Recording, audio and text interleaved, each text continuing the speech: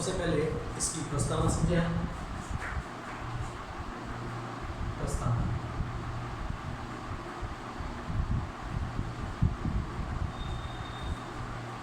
दो चरों वाले रैखिक समीकरण युग्म क्या होते हैं? दो चर, मैंने लिख दिया ax plus by plus c बराबर 0।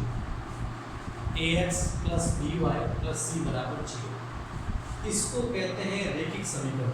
क्यों कहते हैं? क्योंकि इसमें x और y कहलाते हैं चर और a, b और c ये कहलाते हैं अचर।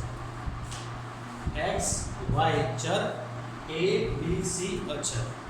अचर का मतलब है इनकी जगह पर कोई भी संख्या आ सकती है, जैसे 2, 5, √2, 1.2।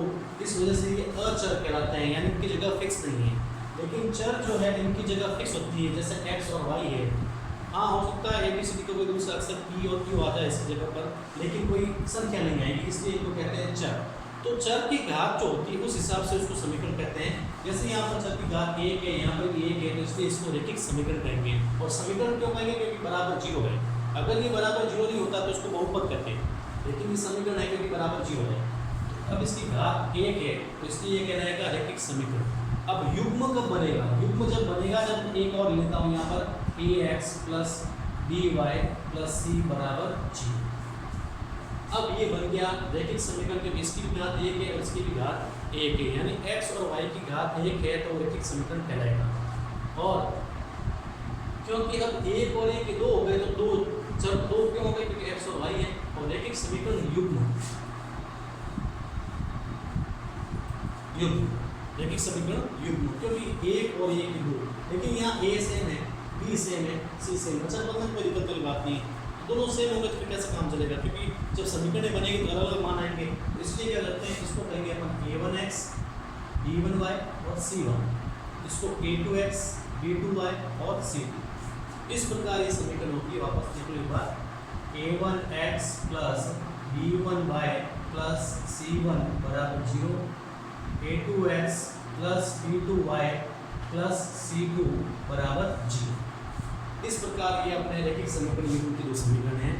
आपको a1 की जगह 4 दे देगा, b1 की जगह पर 5 दे दिया, c1 की जगह पर -3 दे देगा, a2 की जगह ऐसे करके और कोई संख्या देगा। तो इस प्रकार आपको इसको सॉल्व करना है। अब सबसे पहले करना क्या है इसमें? सबसे पहले आपको नंबर 3 स्थितियाँ होगी इसकी, 3 स्थितियाँ। कौन सी 3 स्थितियाँ वो ध्यान दें। नंबर 1, यदि a1 बटा a2 बराबर नहीं है, b1 बटा b2 बराबर नहीं है c1 बटा c2, उस स्थिति में क्या होगा? a रैखिक समीकरण युग्म एक बिंदु पर प्रतिच्छेद करेगा। यानी इसको और इसको सॉल्व करने पर आपको दो लाइनें मिलेगी। उसमें क्या होगा? एक लाइन ये होगी इसके संबंधी की, एक लाइन इसकी होगी। ये दोनों एक दूसरे को क्रॉस करेंगे, काटेंगे। तो क्योंकि एक बिंदु पर प्रतिच्छेद करता है, इसका मतलब एक बिंदु पर काटना होगा। नंबर 2, जब स्थिति ये है रैखिक समीकरण युग्म संगत होगा, रैखिक समीकरण युग्म संगत होगा। संगत कैसे? क्योंकि एक बिंदु पर काट रहा है लाइन, यानी एक लाइन इसकी है और एक लाइन इसकी है, तो ये एक दूसरे को काट रहे हैं एक बिंदु पर, इसलिए इसको कहेंगे संगत। जहाँ पर जो काटता है लाइन को तो संगत कहलाता है। तो यहाँ पर सवाल आपको ये पूछेगा संगत और असंगत का, तो आपको इस कंडीशन से बताना पड़ेगा। मान आपको दिए होंगे कि ये संगत है या असंगत। तीसरी सी, रैखिक समीकरण युग्म का एक अद्वितीय हल होगा, अद्वितीय हल होगा। एक अद्वितीय हल ये क्यों लिखा? क्योंकि यहाँ पर एक बिंदु पर काट रहा है इसलिए संगत है, और क्योंकि एक बिंदु पर काट रहा है इसलिए हल भी कितना होगा? एक होगा। अद्वितीय तो ये ऐसे मत लगाया गया है क्योंकि एक हल होता है इसलिए अद्वितीय हल, तो ये एक हल होता है क्योंकि एक बिंदु पर काटता है इसलिए। ये पहली स्थिति है। नंबर 2, यदि a1 बटा a2 बराबर b1 बटा b2 बराबर नहीं है c1 बटा c2, उस स्थिति में लाइनें जो होती है एक दूसरे के समांतर होती है। जैसे कि मैंने बताया था आपको रेल की पटरियाँ तो समांतर होती है। इसमें क्या होती है, नंबर ए, जब ये समांतर होगा तो रैखिक समीकरण युग्म का कोई हल नहीं होगा। रैखिक समीकरण युग्म का कोई हल नहीं होगा। क्यों नहीं होगा? क्योंकि यहाँ पर एक बिंदु पर काटा था, इसलिए एक बिंदु पर छेद, ठीक है। यहाँ पर इसका एक हल था, लेकिन यहाँ पर कोई भी हल नहीं होगा। नंबर 2, रैखिक समीकरण युग्म, जैसे यहाँ पर एक बिंदु पर छेद है तो यहाँ पर क्या होगा, समांतर होगा।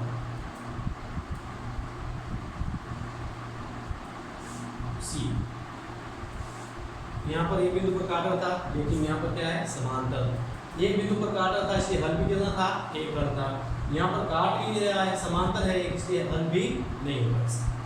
यहाँ पर क्या था, रैखिक समीकरण युग्म संगत, तो यहाँ आ जाएगा आपके रैखिक समीकरण युग्म असंगत होगा। रैखिक समीकरण युग्म असंगत होगा, क्योंकि यहाँ पर तो एक बिंदु पर काट रहा है, एक हल है, इसलिए संगत है। लेकिन यहाँ पर तो समांतर है, काट में किसी बिंदु पर टच नहीं है, इसलिए असंगत होगा, हल नहीं है। ठीक है।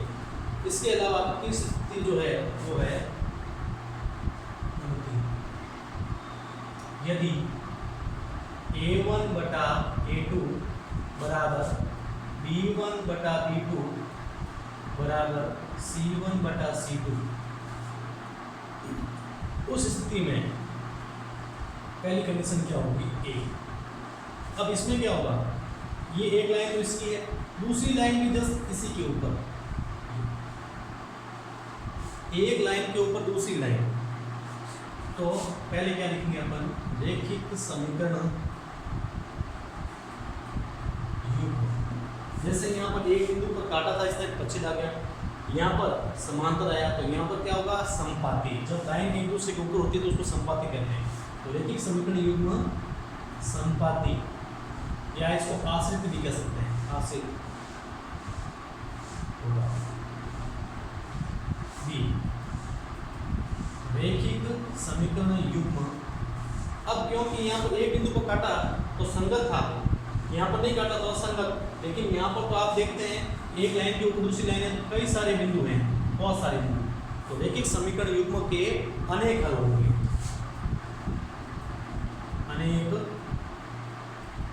हल होंगे। सी, अनेक हल है तो इसका मतलब ये संगत होगा, क्योंकि यहाँ पर एक बिंदु पर काटा तो भी संगत है, यहाँ पर नहीं काटा, फिर कट ही है तो असंगत हो गया। यहाँ पर बहुत सारे बिंदु है, इसलिए यहाँ पर भी क्या होगा, संगत होगा। तो रैखिक समीकरण युग्म संगत होगा। तो ध्यान रहे, वापस एक बार समझ लीजिए, जब a1 बटा a2 बराबर नहीं है b1 बटा b2 बराबर नहीं है c1 बटा c2, उस स्थिति में इन दोनों की जो लाइनें होगी वो एक दूसरे को काटेगी, परिच्छेद करेगी। उस स्थिति में क्या होगा, जब एक बिंदु पर काटेगी तो रैखिक समीकरण युग्म होगा संगत, क्योंकि काट रही है।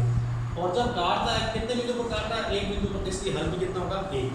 दूसरी स्थिति क्या है, a1 बटा a2 बराबर b1 बटा b2 बराबर नहीं है c1 बटा c2। इस स्थिति में लाइनें क्या होती है, एक दूसरे के समांतर, इन दोनों लाइनें की बात हो रही है, समांतर होगी। तो रैखिक समीकरण युग्म का कोई हल नहीं होगा, क्योंकि लाइनें जब काट ही नहीं रही है तो हल नहीं होगा। रैखिक समीकरण युग्म क्या होगा, समांतर, बताया था मैंने। रैखिक समीकरण युग्म असंगत होगा, क्योंकि लाइनें यहाँ पर काट रही है इसलिए संगत था, लेकिन यहाँ नहीं काट रहे, क्या होगा, असंगत। यहाँ a1 बटा a2 बराबर b1 बटा b2 बराबर c1 बटा c2, उस स्थिति में लाइनें क्या होती है, संपाती, यानी एक लाइन दूसरी लाइन के ऊपर, संपाती भी कहते हैं इसको, आश्रित भी कहते हैं। तो रैखिक समीकरण युग्म संपाती होगा। रैखिक समीकरण युग्म के अनेक हल होंगे, जैसे यहाँ पर इसका एक हल का, यहाँ कोई हल नहीं, लेकिन यहाँ पर कितने होंगे, अनेक हल, क्योंकि अनेक बिंदु है, बहुत सारे लाइन उसके ऊपर है। यहाँ पर रैखिक समीकरण युग्म एक बिंदु को काट रहा है इसलिए संगत है, यहाँ पर रैखिक समीकरण युग्म काट नहीं रहा है इसलिए असंगत है, लेकिन यहाँ पर बहुत सारे बिंदु हैं इसलिए संगत होना ही है। यहाँ पर एक बिंदु के लिए संगत हो गया, तो यहाँ पर खूब सारे बिंदु हैं, तो इसलिए ये भी संगत होगा। अब आप इसको उतार लें, या इसका स्क्रीनशॉट ले लें, फिर मैं इसको साफ करता हूँ और आगे बढ़ते हैं।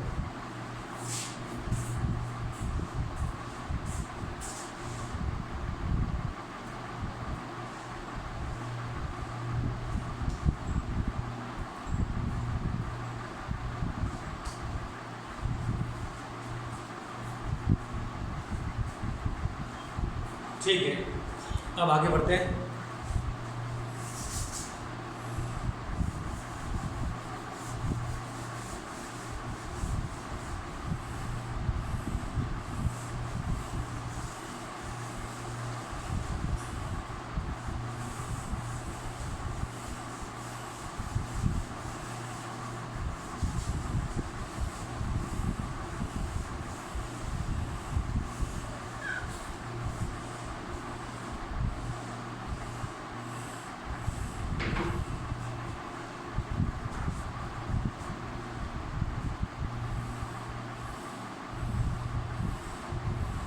बस इतनी प्रस्तावना है इसकी, बाकी तो जो पुराना काम आपने 9 में जो किया था वही है। अब अपन आगे बढ़ते हैं प्रश्नावली 4.1 की तरफ।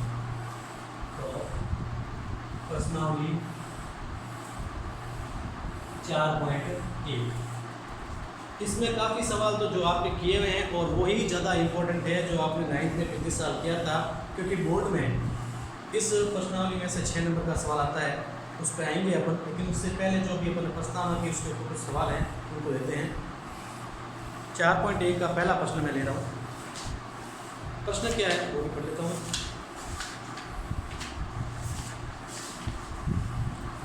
प्रश्न है अनुपातों a1 बटा a2, b1 बटा b2 और c1 बटा c2 की तुलना कर ज्ञात कीजिए कि निम्न रैखिक समीकरणों के युग्म संगत है या असंगत। अभी जो अपन ने प्रस्तावना की थी उसी के ऊपर आपको बताना है कि ये संगत है या असंगत। मैं पहला प्रश्न ले रहा हूँ, बाकी जो इसके टोटल 4 भाग है उसमें 3 आप कर सकते हैं आराम से, कोई दिक्कत नहीं है। पहला मैं ले रहा हूँ।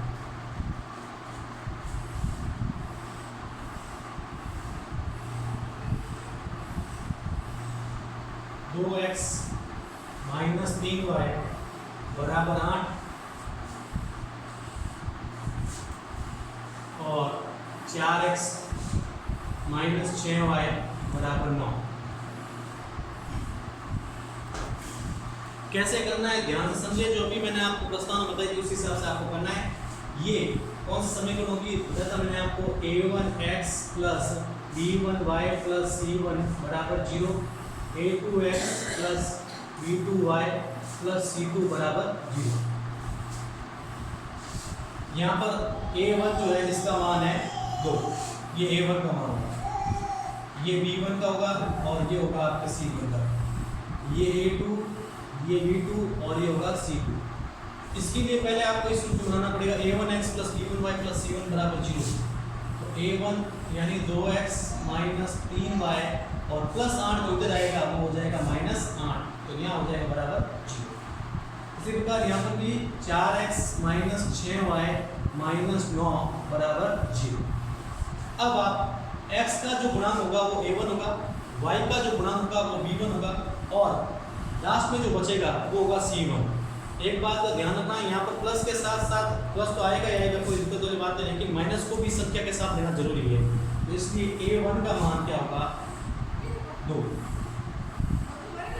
b1 का मान होगा माइनस 3 और c1 का मान हो जाएगा माइनस 8।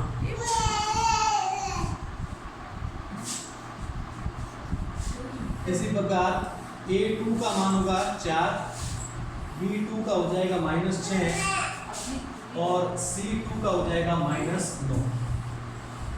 वापस देखना, x का गुणांक होगा a1, y का गुणांक होगा b1 और ये वाला भाग इधर आएगा क्योंकि इस रूप में होना जरूरी है ax plus by plus c। तो ये इधर पहले इधर था इसलिए इसको इधर लाना जरूरी है। तो अब c1 का मान हो गया माइनस 8। इसी प्रकार a2 का मान क्या हो जाएगा 4, b2 का मान हो जाएगा 6 और c2 का हो जाएगा माइनस 9। माइनस लेना जरूरी है। अब आपको स्थिति तय करनी है, पहले क्या करना है a1 बटा a2, a1 का मान है 2, a2 का मान है 4, कट रहा है काट दें, 2 एकम 2 दूनी 4 यानी 1 बटा 2। दूसरा b1 बटा b2, b1 का मान है माइनस 3 और V2 का मान है -6।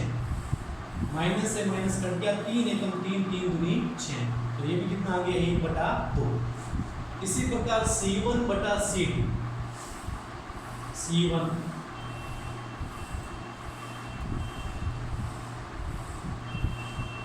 बटा C2, C1 का मान -8 है और C2 का मान -9, तो माइनस माइनस कट गया यानी 8/9, ये कट नहीं रहा। तो अब इसको देखते हो आप क्या पता चल रहा है कि ये दोनों बराबर है 1/2 1/2, लेकिन ये अलग है। इसका मतलब मैं कह सकता हूँ कि A1 बटा A2 बराबर B1 बटा B2, लेकिन बराबर नहीं है C1 बटा C2, क्योंकि 1/2 1/2 यानी ये दोनों आपस बराबर है, तो ये बराबर आ गए बीच में। लेकिन ये अलग है, ये 1/2 1/2 लेकिन 8/9 है, अलग है, इसलिए ये बराबर नहीं है, ये निशान आ गया। तो आपको मैं 3 स्थितियाँ बताई थी, उसमें बताओ कौन सी स्थिति है। ये है स्थिति नंबर 2। उसमें क्या कहा था, जब ऐसी कंडीशन आती है तो रैखिक समीकरण को समांतर होता है, और समांतर में क्या बताया था मैंने आपको, असंगत। तो आपको यही बताना है, अतः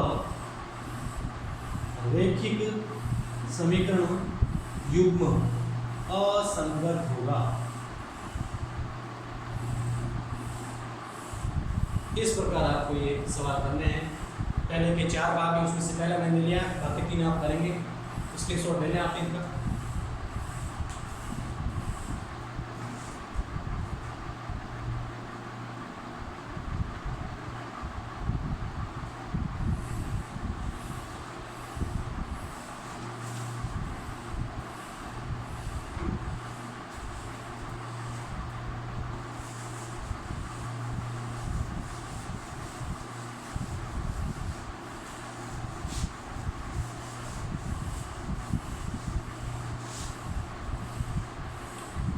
दूसरे प्रश्न की तरफ बढ़ते हैं आगे।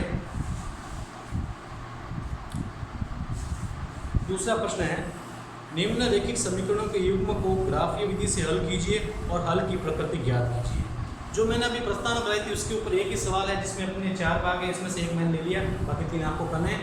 लेकिन अब जो सवाल आ रहे हैं वो बोर्ड की दृष्टि से बहुत इंपॉर्टेंट है, और 9th में आपने किए हुए हैं, काफ़ी फायदा होगा आपको, मैं करा रहा हूँ, ध्यान दें। तो निम्न रैखिक समीकरणों के युग्म ग्राफीय विधि से हल कीजिए और हल की प्रकृति ज्ञात कीजिए। ग्राफ कॉपी आपके पास नहीं है, कोई दिक्कत नहीं है, आप कॉपी बना दीजिए, बस 1 सेंटीमीटर नाप लेना ग्राफ का। पहला सवाल ले रहा हूँ मैं, दूसरे का।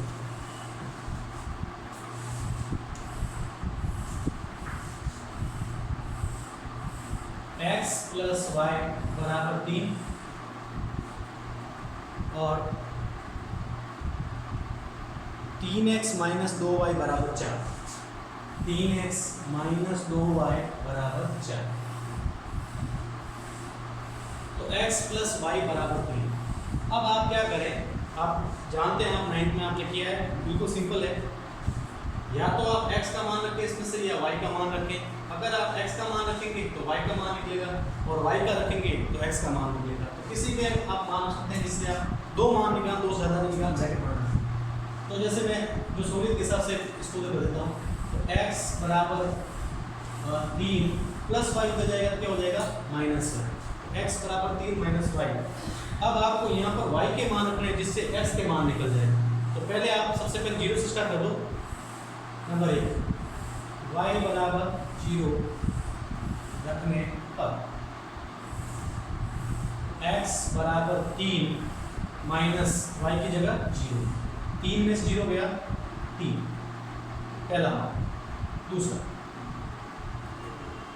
y = 1, तो y = 1 रखने पर x = 3 - 1 यानी x = 2।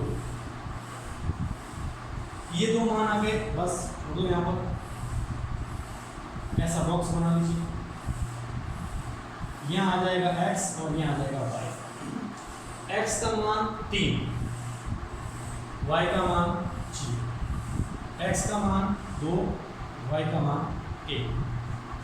बिल्कुल सिंपल है, कोई दिक्कत नहीं, जो आप 9th में कहना चाहिए। लेकिन इसमें थोड़ा सा ध्यान रखना है, ये समीकरण थोड़ी बड़ी है, आगे गुणे में है संख्या, इसलिए या तो आप इसको उधर भेज दें या इसको उधर भेजें। अगर आप इसको उधर भेजेंगे तो आपको y के मान रखने पड़ेंगे और x के निकलेंगे, और अगर आप इसको उधर भेजेंगे तो x के मान रख के आपको y के निकालने पड़ेंगे। लेकिन हमेशा ध्यान रखो, जो माइनस का उसको प्लस करने की कोशिश करो, तो इसलिए मैं y को उधर भेजूंगा। तो 3x बराबर 4 माइनस 2y उधर जाएगा तो प्लस 2y। अब आप y के मान रखें बारी बारी से, जिससे अपने x के मान निकलते रहे। लेकिन उससे पहले यहाँ 3 गुणे में उसको भी उधर भेज दो दोनों। तो देखो पहले माइनस का था, उधर क्या प्लस हो गया, 3 गुणे में उधर जाएगा तो बाद में x बराबर 4 प्लस 2y बटा 3। अब बहुत ध्यान की जरूरत है, y का आपको ऐसा मान रखना है कि गुणा होता है किससे, 2 से गुणा होने पर और 4 में जुड़ने पर 3 से कटना भी चाहिए, यानी 3 का भाग जाना चाहिए। तो जैसे मैंने ले लिया y बराबर 0 है, तो 2 का 0 से गुणा हुआ तो 0। अब बचा 4 में 3 का पारा नहीं कर रहा। फिर मैंने ले लिया 1 यहाँ पर y की जगह, 2 एकम 2, 4 और 2 6 में 3 का जाता है, तो इसलिए पहला मान लेंगे आप y बराबर 1। y बराबर 1 रखने पर